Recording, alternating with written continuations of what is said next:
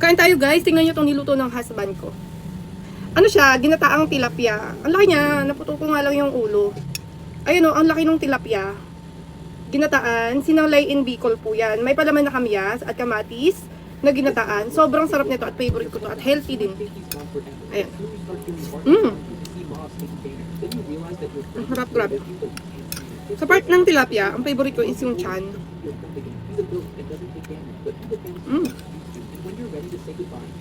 Happy lunch time. Gutom na ako. Ano na to? Breakfast slash almusal. Ay? Breakfast slash lunch. Grabe. Ganito kami, laging busy. To the highest level ang kabisihan namin. Kumain na si Bon at si Ate Binis. Sinusundukan ni Daddy si Ate Binis sa voice lesson.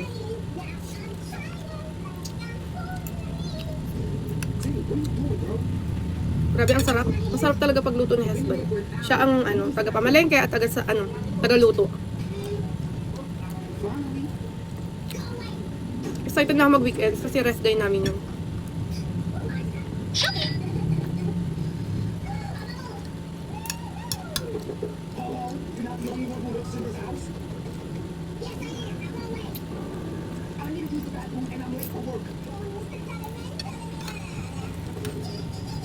Parang may nakatok. Ano yun, ma'am? Wait lang. Ayun, may bumili nga correction tape. Nag-iingat ako kumakain ako. Takot ako matinik. Maya gagawin pa yung palaro natin for 12. Actually, ano na ngayon? 12:20 na.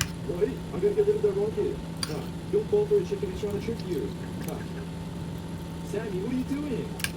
Big bad. Goku, what are you doing, man? Nah, we died for him. I just feed Mr. Beast. Are you guys recording a video? Nah, let me cover this up. Take this feed. Get out of here. Oh, bro, what are you doing? Let me help the farmer.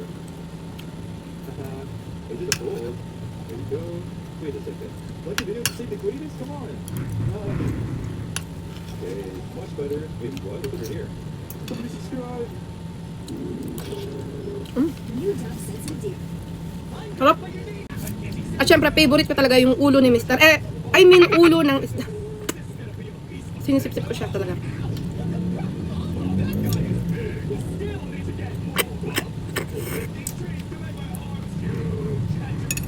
Sarap. Tapos, eto. Talong.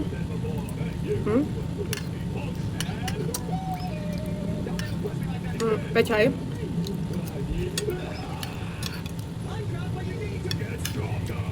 Pechay.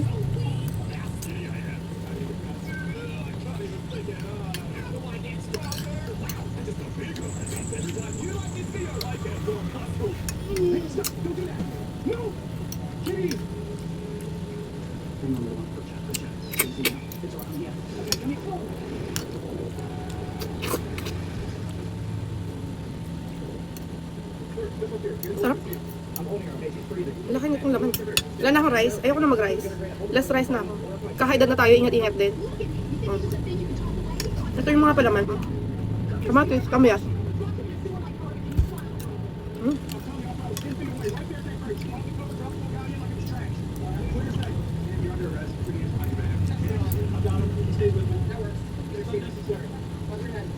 Subscribe if you would like to get arrested. Hey, stop! Don't do that! No! Kitty! Grabe gutom ko. Ganyan kami. Hindi na kami nagsasabay-sabay kumain. Pa isa-isa. Sarap.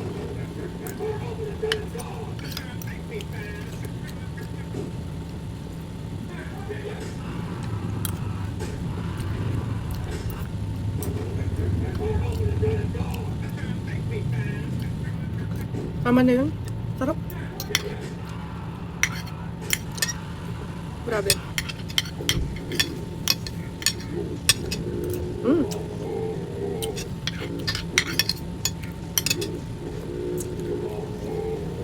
Bilis kong kumain, no? Kasi maya-maya may customer, papaseros.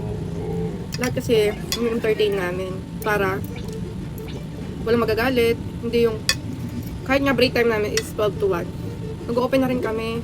Kasi napapagod din yung iba kasing customer namin, taga malayo pa, naglalakad papunta dito sa amin, makapagpa-print lang Xerox.